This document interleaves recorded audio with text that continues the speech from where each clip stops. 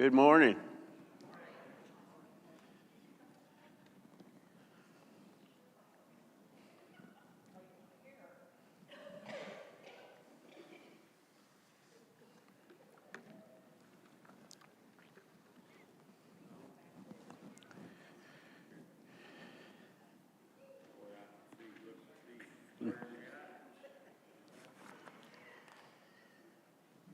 We have 4 adult classes going on, and so we're more spread out, and in here we're more spread out.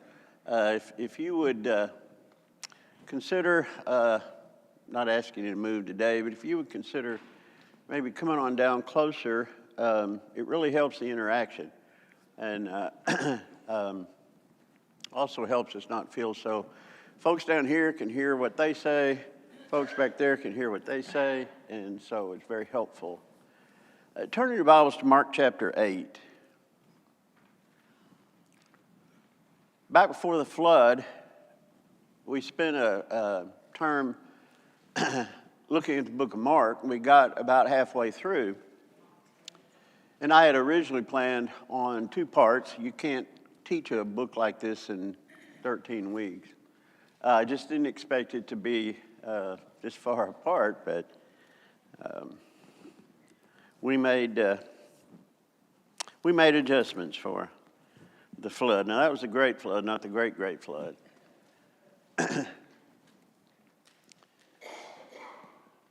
Mark chapter 8, and it's a great break from where we were, because when we left, Jesus had fed the 5,000. He had healed the Syrophoenician woman, and a lot of excellent things going on. And now we're going to take up in Mark chapter 8 with the feeding of the 4,000.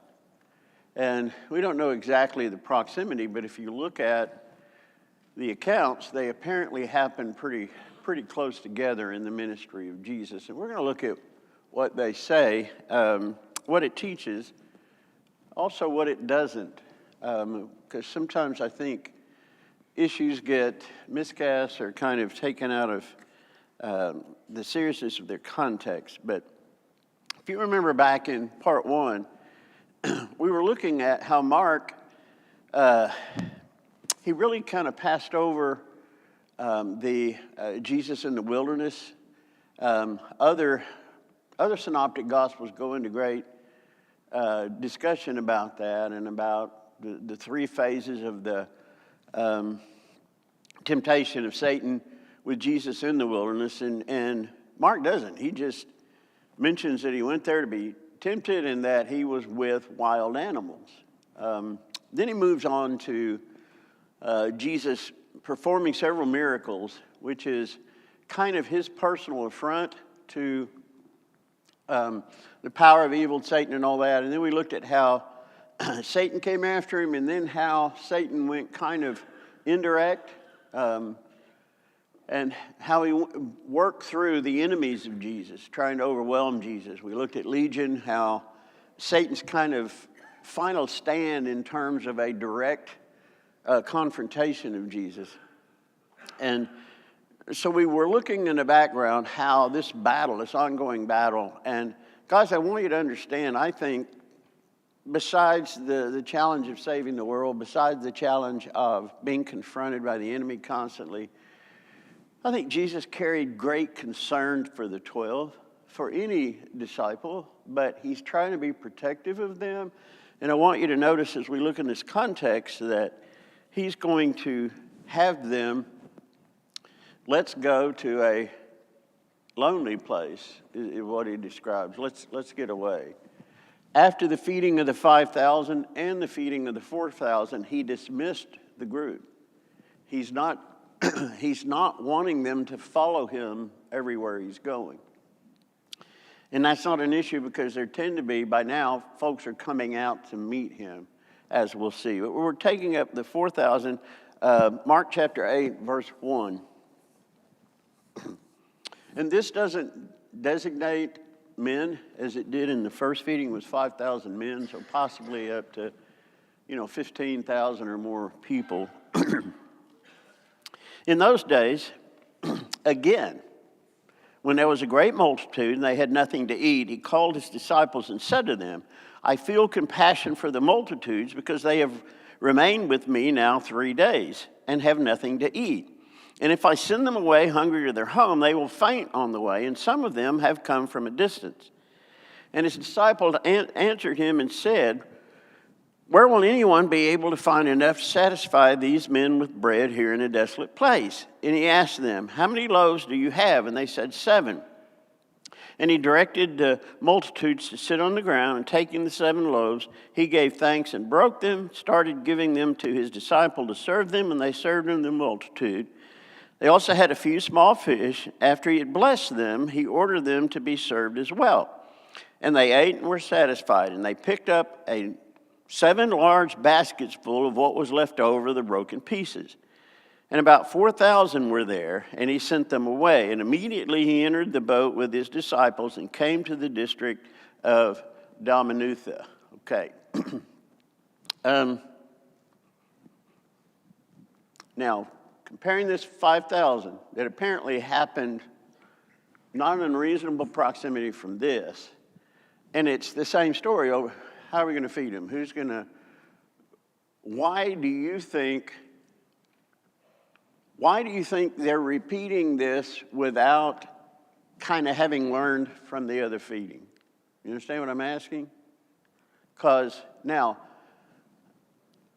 the first time it was brought to Jesus, these people are hungry, we're out here, there's nothing around, you need to send them back. And Jesus said, you feed them. And you remember but how? And it was Thomas that came up, well, I've got, 5 loaves and 2 fishes, but how's that among so many? This one, Jesus instituted. And he said, out of compassion, verse 2, I feel compassion for the multitude. Now I want you to notice the next one. Because they have remained with me now 3 days and have nothing to eat. So he's got compassion.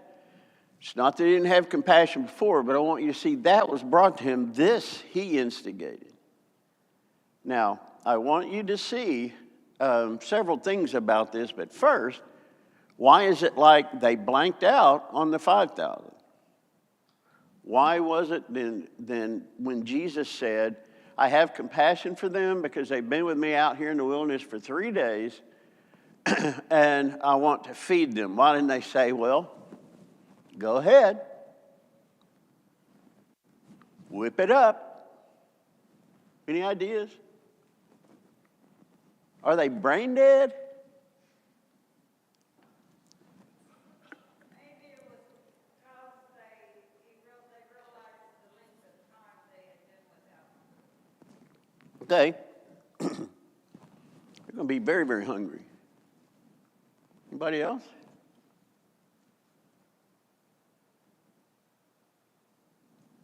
Well, they're human beings, and every day's a new day. What's going to happen today? We don't know. He's surprising them all the time. He's shocking them all the time. And you think, well, you guys have been hanging around and they ought to know this by now. But no, they're human. And how you wondered what's up today. Okay. Or Jesus as a teacher, he was hoping the disciples would learn the first go around, maybe they would dig up into the prayer of the same thing and have learned something to do it on their own, which they did not. Okay.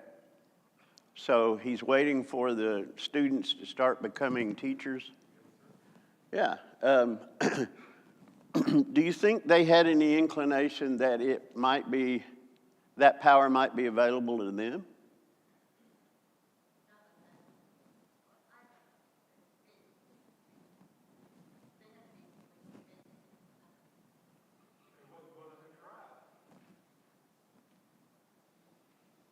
There was a certain amount. Now remember, he had sent them out on what we call a limited commission, and he had given them responsibility. He had given them the responsibility cast out so that they're not looking at his ministry as just his, or they shouldn't be. I don't know when they understood that they were going to be his replacements. I don't know when they understood. I don't even know, even at the ascension, that they understood that. That I have taken the 12 of you, and I am now going to work through you. And if the 12 of you don't do it, it's not going to get done, etc. Pardon? Yeah. Before then, they're still students. They're still trying to figure it out. Right. And in that sense, Jesus had to leave, or they never would. Because they're in the upper room with a locked door, frightened. And it's, that frightened is, King's going to come after us now. It's over. So anyway, look at chapter 6, verse 30. Let's remind ourselves of the other time. Mark chapter 6, verse 30. And the apostles gathered together with Jesus, and they reported to him all that they had done and taught. Now that's coming back from that limited commission. He said to them, "Come away by yourselves to a lonely place and rest a while." For there were many people coming and going. They didn't even have time to eat. And they went away in a boat to a lonely place by themselves. He's having to steal time to spend time with them. And the apostles saw them, or the people saw them going, and many recognized them, and they ran together on foot from all the cities and got there ahead of him. When he went ashore, he saw a great multitude, and he felt compassion for them because they were like sheep without a shepherd. And he began to teach them many things. I want you to keep that in mind. What I want you to see in these two feedings is he took care of them after they had invested in learning from him. He didn't feed them to get them to follow him. He fed them because they had followed him to a self-destructive potential at fault. Jesus was not in a feeding ministry. Now, understand, he's got compassion, all of those kinds of things, but Jesus is cast today as some kind of social service agency, because that's what culture at large is expecting from the church. You need to be socially active in service and all of that. That's the agenda the world has. And, talking about being a community organizer and those kinds of things, that's not who he was. He only fed twice that we know of. And both times, it was concern over the people being hungry because they had already come out to their own laws, hadn't brought enough food or whatever, or stayed long because he's got a lot to share. Ostensibly, they came to hear what he had to teach. They believe, to a certain extent, the Messiah has come, okay? And to their detriment, now they're hungry. And in the case we just looked at with the 4,000, Jesus is concerned they're going to pass out when they leave. This is not food ministry to get people to Jesus. This is food ministry to folks who have come to Jesus and now are in a bad way, in essence, because they did. Verse 34 there at the end, and he began to teach them many things. And while it was already quite late, the disciples came to him, began saying, "This place is desolate, and it's already quite late. Send them away so that they may go into the surrounding countryside and villages and buy something to eat." But he answered and said to them, "You give them something to eat." Now, this gets back to what you were saying, that they have the power to do it. Now, they don't know it. They may consider that power to be audacity.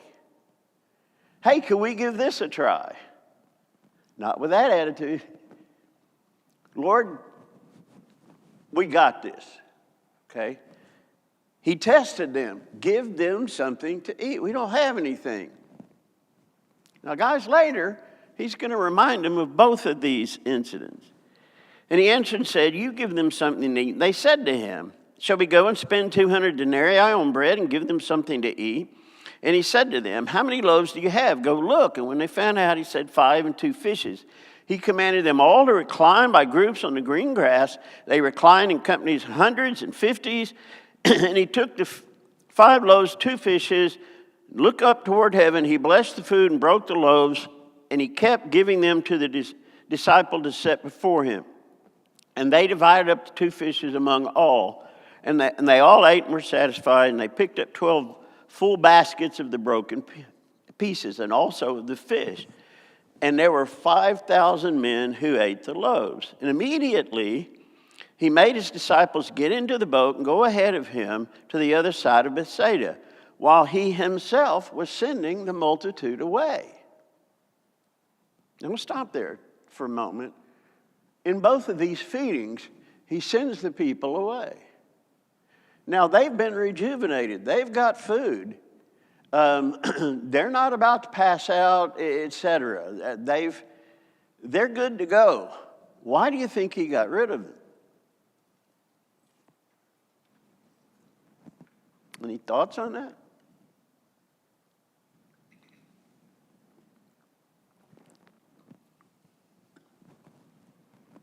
Why not build your ministry? All right, think about that for a little bit.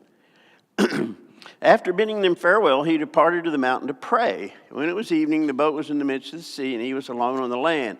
Seeing them straining at the oars, for the wind was against them, at about the 4th watch of the night, he came to them walking on the sea, and he intended to pass by them. You remember how Peter reaches out, et cetera, et cetera. He gets rid of the folks, and he says, let's go to a quiet place, both times.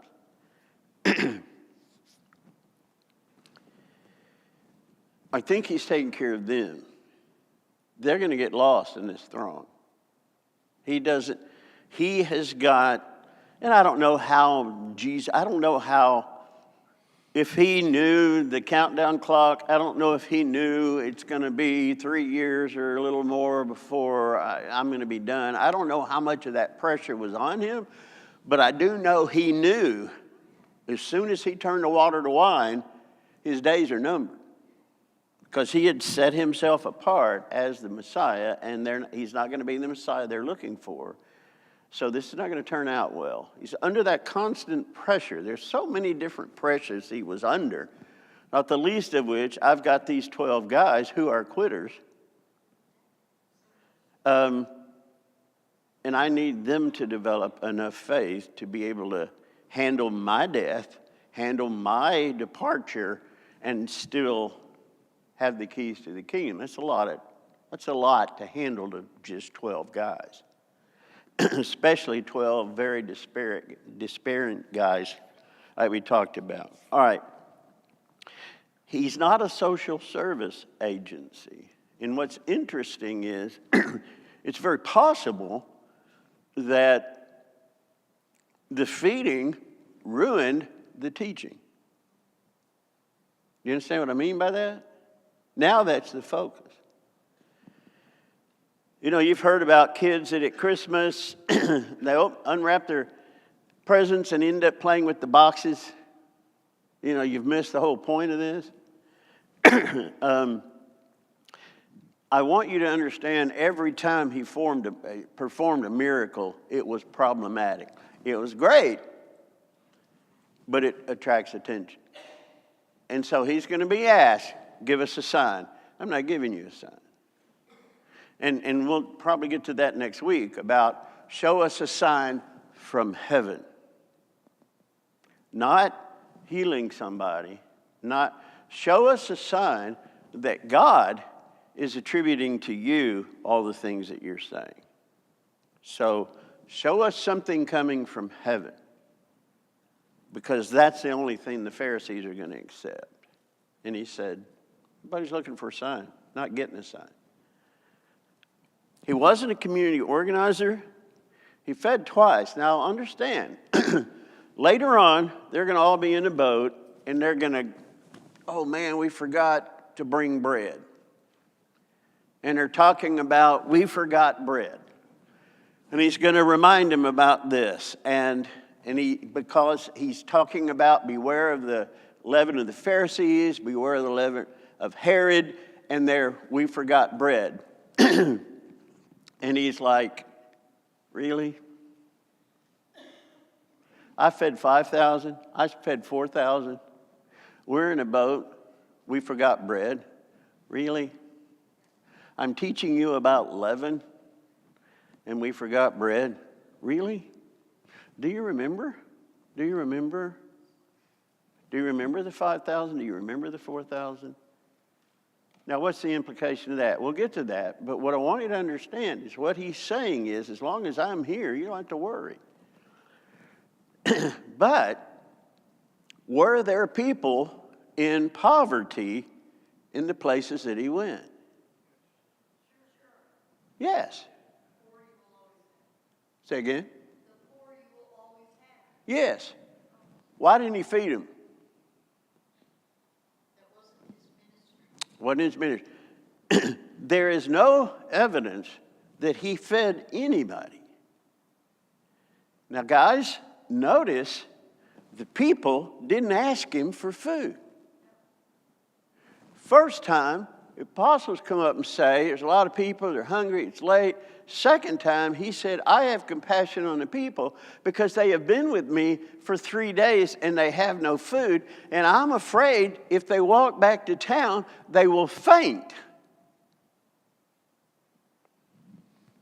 You think I preach a long time. I don't know if anybody's fainted, but the people never asked for it. I don't know if they knew to ask, whatever. They didn't come to him for food. In fact, they came to him in spite of the fact they had no food. Jesus can produce food. He can turn rocks into bread.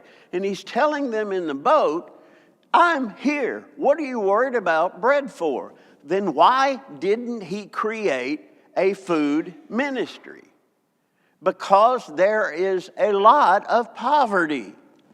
There's a lot of what we would call homelessness. And he is a food factory. Guys, I'm not, it's possible to fall off the right side of the bridge, trying to keep from falling off the left side of the bridge. He said he was compassionate. What I want you to understand is he constantly had to fight for control of his own ministry. And the control was, I'm not here. In fact, in the first section of Mark, we talked about that. When Peter came after he had healed, Peter came and found him in the mountains and said, you left. And he was praying alone. He said, you left. And there's a lot of people down here that have brought people to be healed. Do you remember? I know that's several months ago. Do you remember what he responded? Let's go to another city where I can speak because that's why I'm here. In other words, he was avoiding that becoming his ministry. That it was defined by healing. And you can understand, if the word's around that he can heal people, let's drag everybody that we got.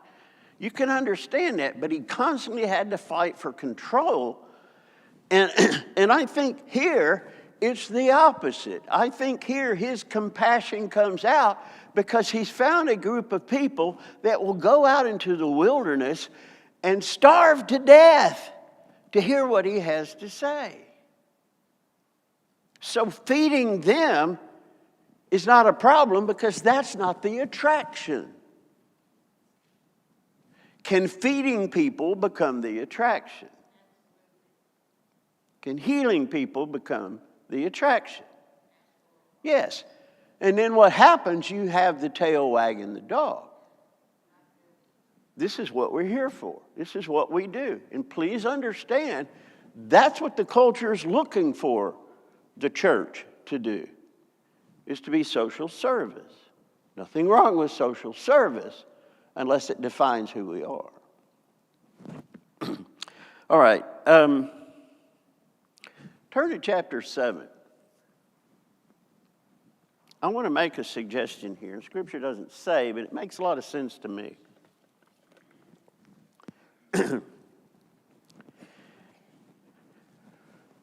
They got in a boat and went to what's called Decapolis. There's a city over there. There's a city-state called Gadara, and you hear of the Gadarenes. These are basically Gentiles. So he's gone across Sea of Galilee to an area that is not Israel's, okay? And his audience this time is going to be, it's going to have Gentiles in it. They're just as excited to hear, they don't understand Messiah necessarily, but some do. But great things about a great teacher. Now look at Mark 7, verse 25. But after hearing of, now this is right between these two feedings, okay? But after hearing of him, a woman whose little daughter had an unclean spirit immediately fell at his feet. Now the woman was a Gentile of Syrophoenician race, and she kept asking him to cast the demon out of her daughter. And he was saying to her, let the children be satisfied first, for it is not good to take the children's bread and throw it to the dogs. But she answered, said to him, yes, Lord, but even the dogs under the table feed on the children's crumbs. And he said to her, because of this answer, go your way. The demon has gone out of your daughter. And going back to her home, she found the child lying on the bed, the demon having departed. What just happened? This is the healing that took place between the 5,000 feeding and the 4,000. What did they learn from it?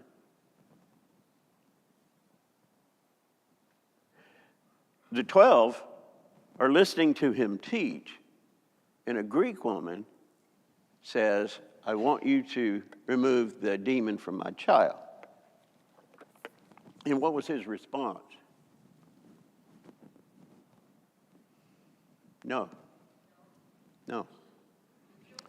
My focus is here, and it's not there, so no. Right. To the Jew first, also to the Greek.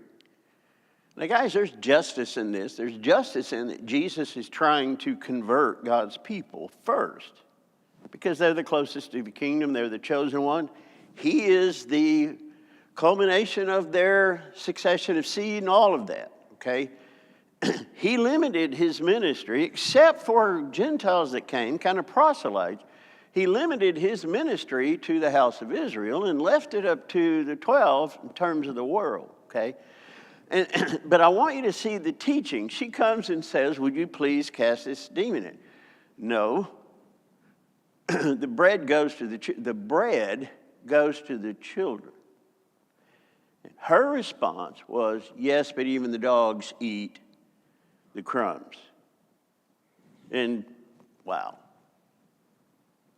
I mean, she called herself what Jews looked at her as. I mean, she had to understand something about Judaism. I'm a dog to you guys. But dogs, I mean, there's absolute humility here. And he was amazed by what she said. And he said, go your way. It's gone. But notice what he said to her. The bread goes to the children. You're not a child. Now, 5,000 is on one side of the sea. 4,000 is on the other side of the sea. They had heard Jesus say the bread is for children. A lot of these are not children. Most of these probably aren't children.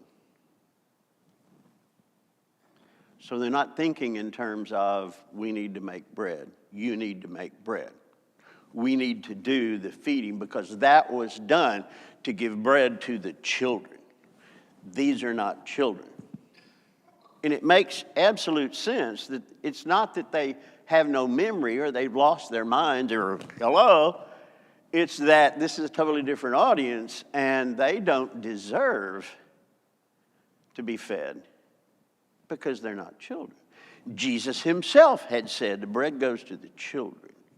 And he made an exception because of a woman that had tremendous faith. These people have not asked Jesus for food.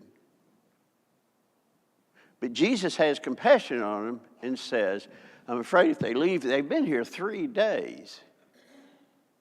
Again, he doesn't use food to get people to follow him.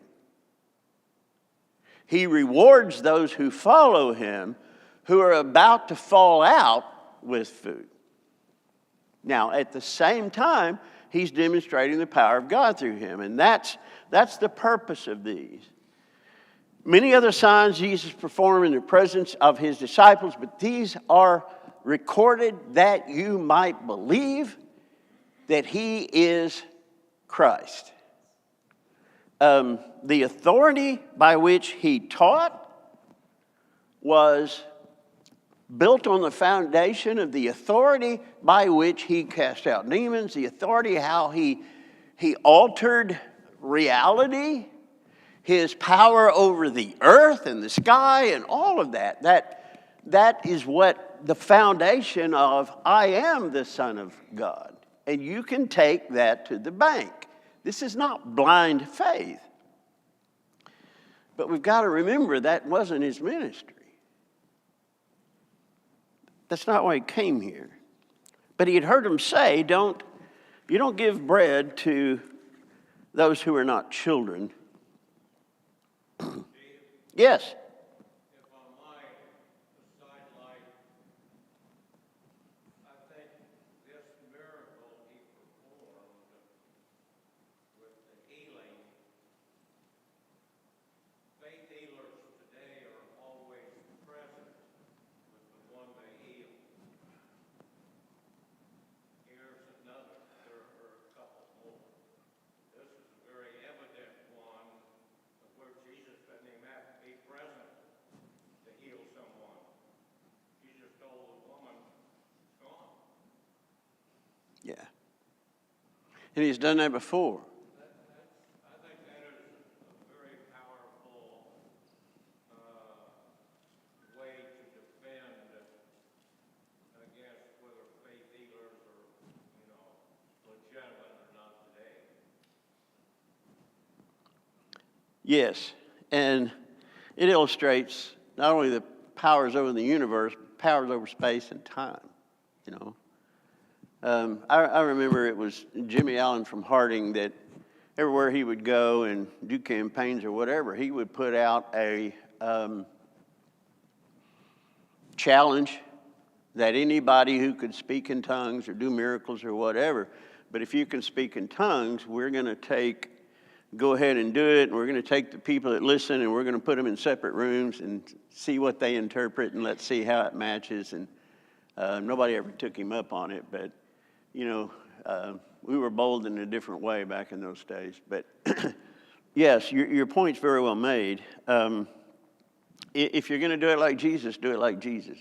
If you're going to do it and say that my power comes from Jesus, then it should be just as evident in you. Look at Mark chapter 2.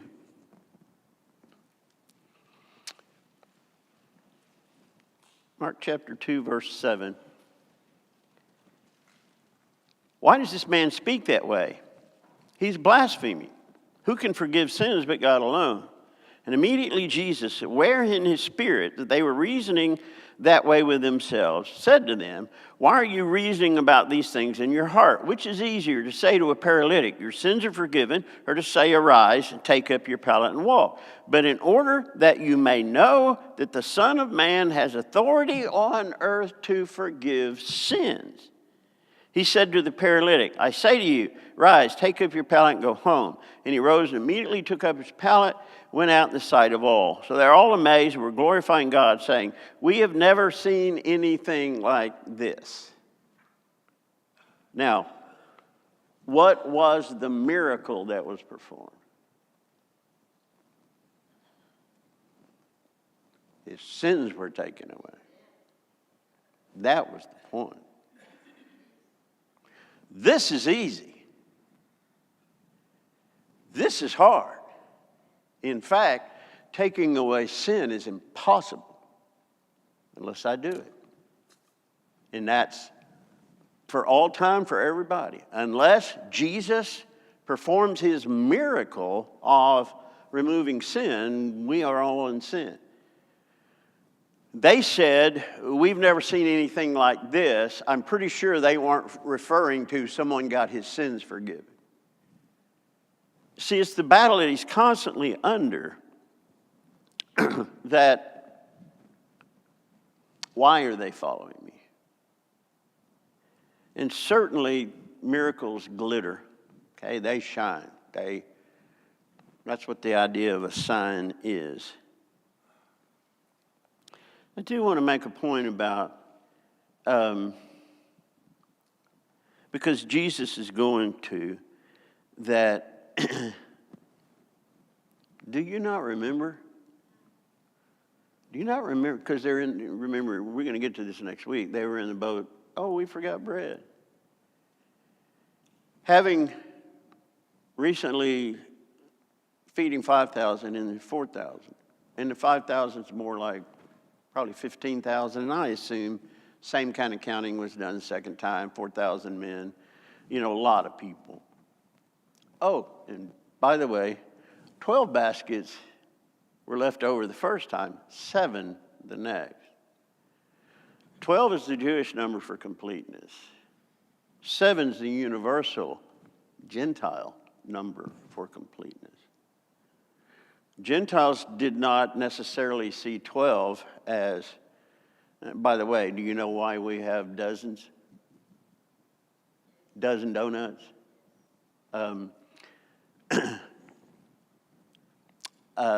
A dozen hot dogs and only 8 buns. Buns are going to hell, okay. The dozen comes from this biblical number. It comes from this completeness number. Number of tribes, number of apostles, on and on and on. To the Gentiles, 7 was significant. Guys, he's teaching in everything he does. 12 is complete. 7 is complete. Different minds, okay. So why didn't he take up 12 the second time? Different audience. 12 is also Jewish for God's people. Yes. Exactly. It's God's people, and they're not the 7. But 7 is universal. Why is 7 universal?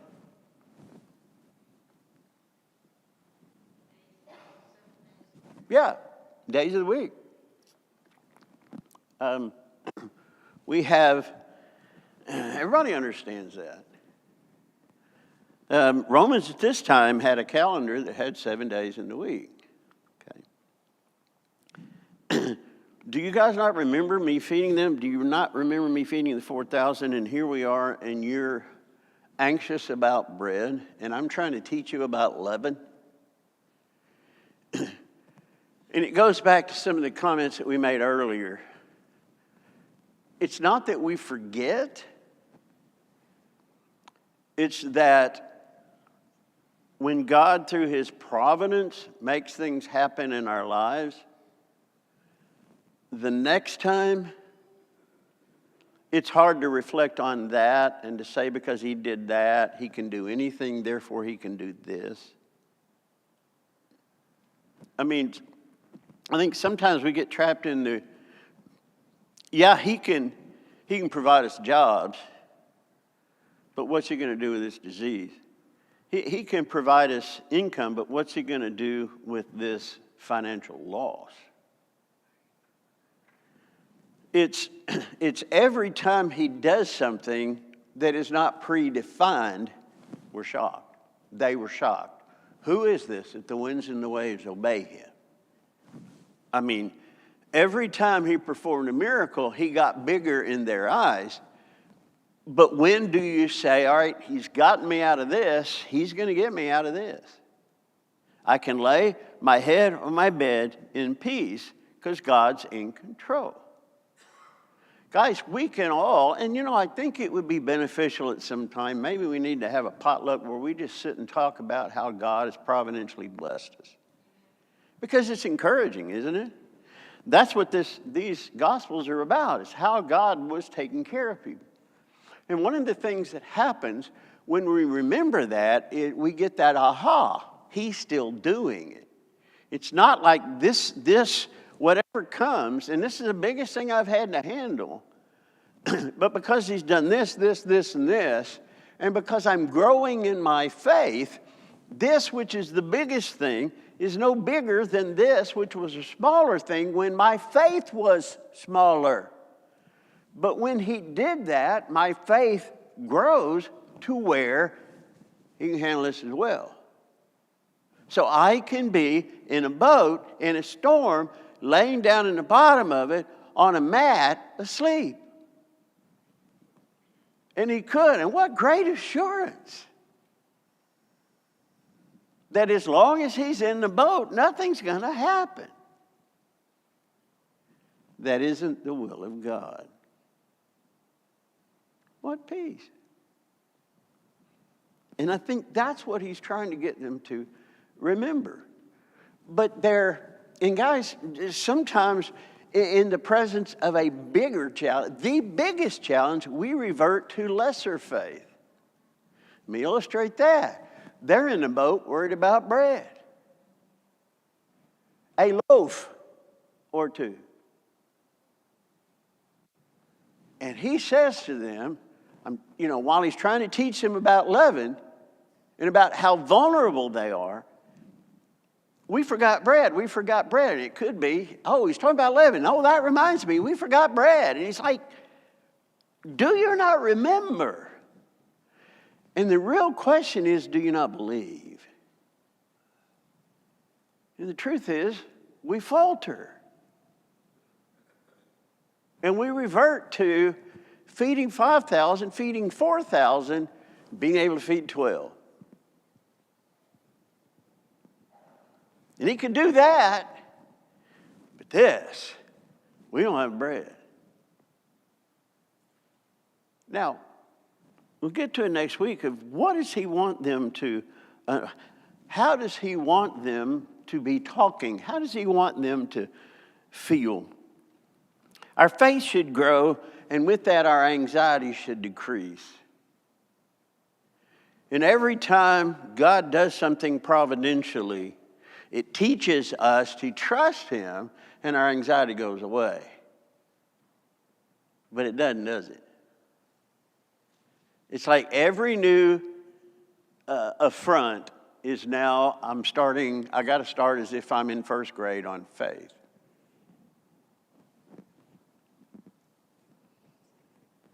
God's wonders of providence are wasted on the ungrowing faithless. And guys, he's working every day providentially. And we get surprised. And at some point, there should no longer be surprise. There should be just glorification. I knew he was going to do it. I just didn't know when, didn't know how. He blew my mind again, but I knew he was going to do something. And peace. When faith doesn't grow based on providence, faith doesn't grow based on healings or feedings or whatever. If faith doesn't grow, then our religion is just philosophy. And not only that, it's philosophical theory. Because we don't know if it's true or not, because we don't really believe. And guys, I'm right in there too. I'm astounded at times at the lack of my faith. Every once in 20 years, I surprise myself by showing some. But most of the times, I let myself down. But I'm in good company. Because I'm the 13th one in that boat saying, guys, we forgot bread. What are we going to do? We're going to die.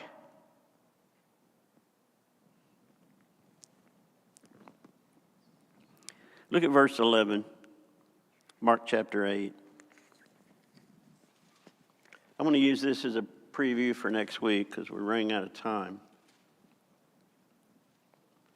And the Pharisees came out and began to argue with him, seeking from him a sign from heaven to test him. Sighing deeply in his spirit, he said, "Why does this generation seek for a sign? Truly I say to you, no sign shall be given to this generation."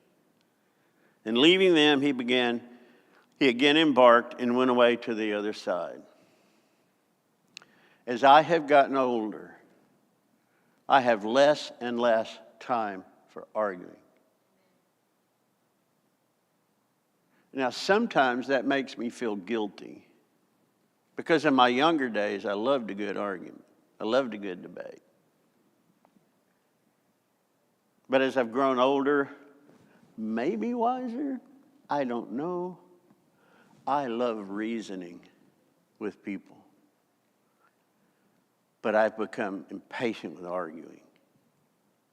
Now, reasoning changes people because they use reason and they come to conclusions. And remember, that's how Paul spent the end of his life, was reasoning with people. They would come visit him, he would reason. But they had to be reasonable, and he had to be reasonable. And one of the things I have found about argumentative people, they are not reasonable.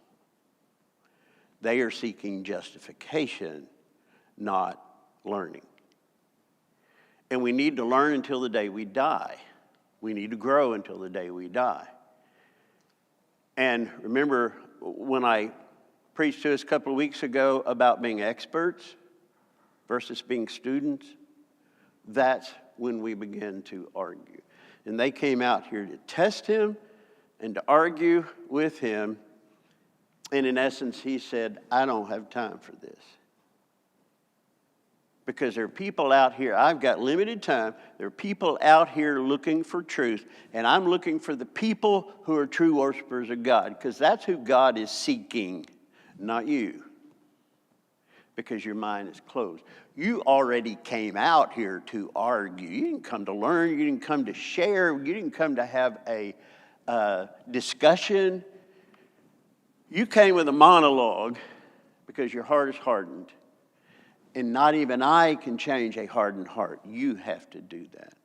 And the more you argue, the harder your heart becomes. Let's take a break. That's for next time. So read verses 11 through 21, and we'll discuss that next time. Let's take a break and get ready for our assembly.